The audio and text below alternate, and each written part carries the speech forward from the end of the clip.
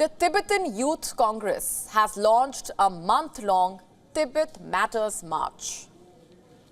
On the 29th of April, 80 volunteers from India and Nepal started walking from Sikkim's capital Gangtok, and they will continue to march till May 23rd and reach Assam's Tezpur city. And what is this about? Who is leading it? And what does the Tibetan Youth Congress want really? Let me just break it down for you. As I said, the march ends on the 23rd of May. Does that date ring any bells for you?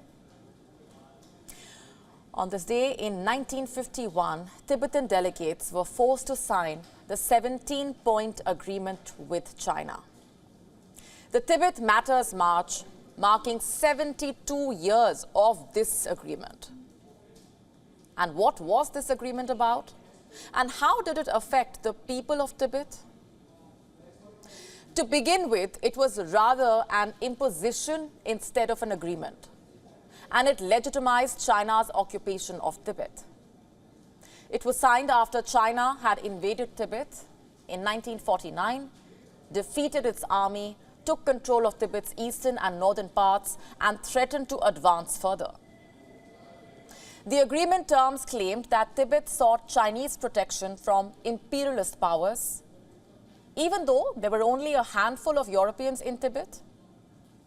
In truth, the agreement was a tool to cement China's hold on Tibet. On the face of it, it promised Tibet control over its internal affairs, respect for Tibet's religion and culture. It even ensured protecting the power and status of the Dalai Lama and Panchen Lama. The Tibetan delegation had two options. First, to sign the agreement, and second, to take a full-fledged war with China. Tibet chose the safer option and signed the agreement. But China, being China, did not play by the rules. It did not keep its part of the promise.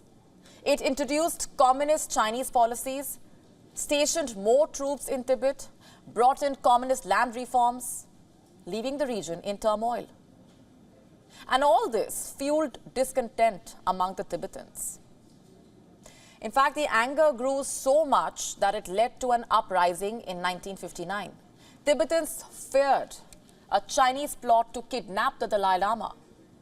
On the 10th of March, 300,000 of them surrounded Norbalinka Palace in an attempt to save it, and within a week, Chinese artillery was aimed at the palace. The 14th Dalai Lama had to flee to India. Fighting broke out in Lhasa 2 days later. Tibetan rebels were hopelessly outnumbered and outgunned. Early on the 21st of March, the Chinese started shelling the palace. They slaughtered tens of thousands of men, women and children still camping outside. The Tibetan uprising failed. China forcibly occupied Tibet. And 64 years on, the fight for independence continues.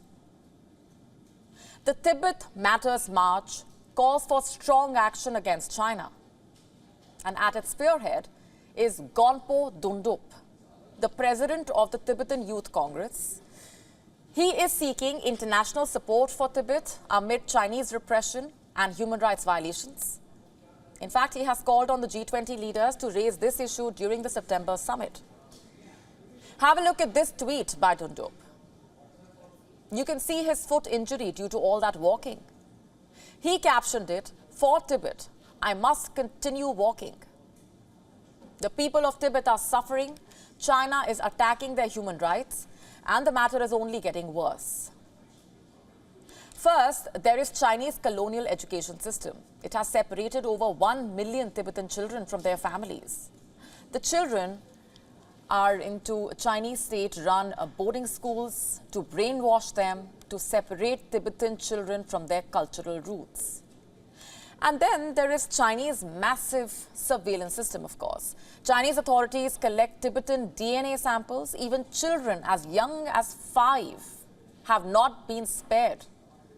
Their privacy and identity under threat.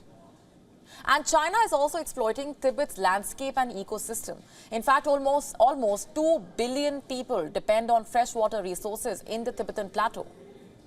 And what happens to these people if China continues to abuse Tibet's natural resources?